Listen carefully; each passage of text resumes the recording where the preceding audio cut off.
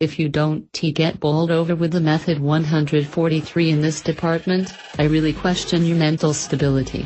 With this industrial flair all over the machine, Arch motorcycles have played the mentalist really well.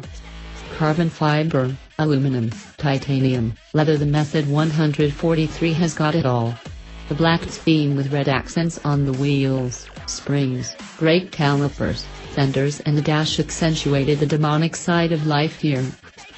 The unique layering design concept and elegant craftsmanship of the bodywork include fine leather, carbon fiber, and artfully programmed CNC machined aluminum. The company has machined over 200 custom parts out of billet aluminum that makes it look so stunning and raw. Leather has been layered along with the bodywork, blending the seat and the knee indents on the aluminum tank area beautifully, giving a modern take on styling. Back in July last year, Arch Motorcycles started a new partnership with the Swiss two-stroke specialists, Suter Racing. With their help, Arch developed a brand new single-sided swing arm and CNC machined it with a carbon fiber cover. Then the folks from SC Project gave it a bespoke full titanium and carbon fiber exhaust system.